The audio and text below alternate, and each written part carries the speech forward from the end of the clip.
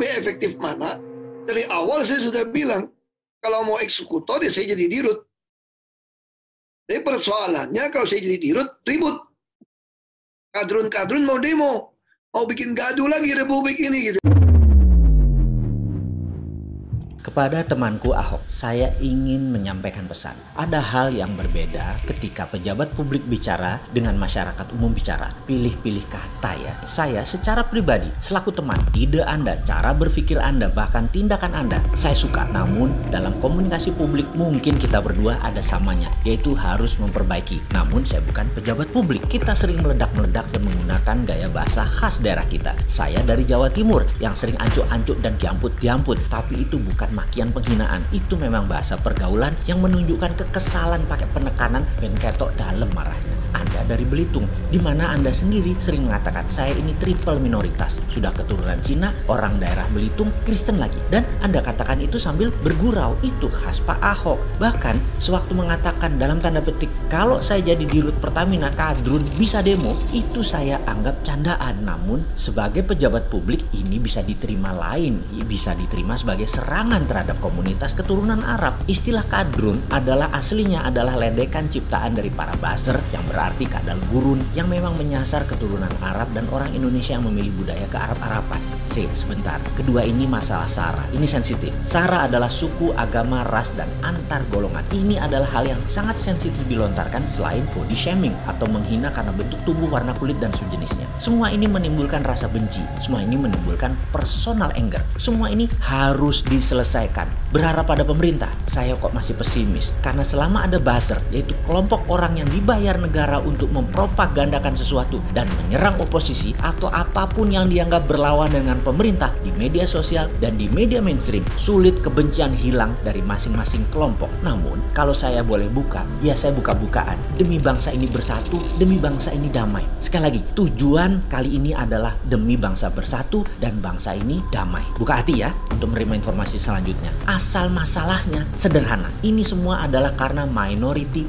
syndrome, sindrom kaum minoritas. Sabar, jangan kesel dulu. Baru dibuka dikit sudah lompat pikirannya berasumsi negatif. Sudah bete, sing sabar. Fakta memang begitu. Pahit, sepet, bikin pusing kayak vodka dah. Oke, saya punya pengakuan dulu. Saya harus jujur supaya sahabat semua paham. Saya anti Tiongkok dan harus hati-hati dengan Tiongkok. Masalah kebijakan luar negeri Tiongkok dan komunisnya Tiongkok. Sekali lagi, saya anti Tiongkok selaku negara, bukan anti Cina sebagai suatu ras. Cina adalah ras, suku, sementara Tiongkok adalah negara. 1000 video dan tulisan yang saya terbitkan adalah cara cerdas bernegara. Jadi negara yang saya sebut yaitu Tiongkok. Jelas ya, kembali ke sindrom minoritas. Kecemburuan atas banyaknya kaum keturunan Cina di Indonesia yang sukses itu didesain oleh pihak tertentu. Ingat, manusia dilahirkan itu tanpa persepsi, maka kebencian harus diajarkan. Jadi kalau ada yang membenci sesama warga Indonesia dan keturunan Cina atau keturunan Arab atau keturunan lainnya, ini pasti ada yang gosok, ini pasti ada yang ngajari. Sama ketika pihak minoritas keturunan Chinese digosok dengan kadrun keturunan Timur Tengah yang notabene Islam sebagai kadal gurun, kadrun ini memancing marah mereka yang keturunan Timur Tengah dan menggosok juga pakai kesamaan agama. Sehingga yang merasa satu agama ikut tersinggung. Itu menjadi sama-sama benci. Sudah itu, yang minoritas keturunan Chinese yang juga Kristen dekat dengan pemerintahan saat ini seakan-akan dirangkul. Sementara yang di seberang sudah dikadrun-kadrunkan, tidak diakomodir sama sekali oleh pemerintah. Dan sekali lagi, ini persepsi dan ini diprovokasi. Jadi mayoritas yang umum, yang kebanyakan, yang di tengah dalam tanda petik kebisingan, itu 5% populasi di sebelah kiri luar, perang lewat sosmed dan media lain dengan 5% populasi kanan luar. Wes cocok iki, dipihara lagi, didiemin lagi, damaikan bos kalau Anda benar-benar jadi pemimpin yang agung dan baik. Ini herannya lagi,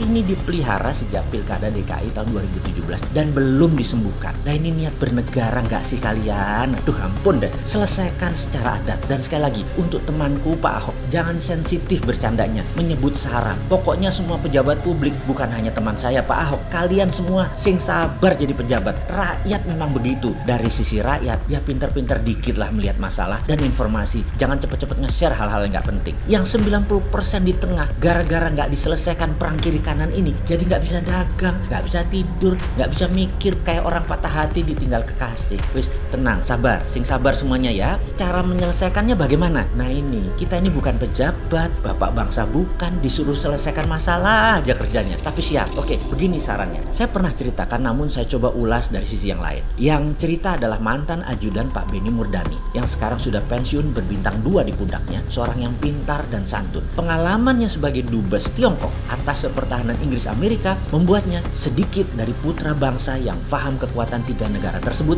dalam percaturan global. Karena saya pengen dia menjadi Menlu, Menteri Luar Negeri, pemimpin pejambon. Kalau nggak bisa sekarang, ya nanti juga ada kesempatan. Suatu hari Pak Benny yang dicalonkan Pak Harto untuk menjadi wakil presiden menghadap Pak Harto, tentunya ditemani sang ajudan. Ketika berhadapan dengan Pak Harto, Pak Benny mengatakan tidak bersedia menjadi wakil presiden yang oleh Pak Harto tidak dipertanyakan pernyataan tersebut. Dan kemudian Pak Harto memilih Pak Sudarmono menjadi wakil presiden. Sang ajudan bingung atas pilihan Pak Benny tersebut. Dia yang tadinya bersemangat karena bakal jadi aspri atau ajudan wapres mendadak balik ke barak lagi. Sebulan berlalu, dia ada kesempatan berdua santai dengan Pak Benny, maka hal ini ditanyakan yang selama 1 bulan dia tunggu-tunggu momen ini, yaitu bertanya mengapa Pak Benny menolak tawaran untuk menjadi wakil presiden Indonesia. Maka ia menirukan perkataan Pak Benny dengan nada keras, ciri Pak Benny.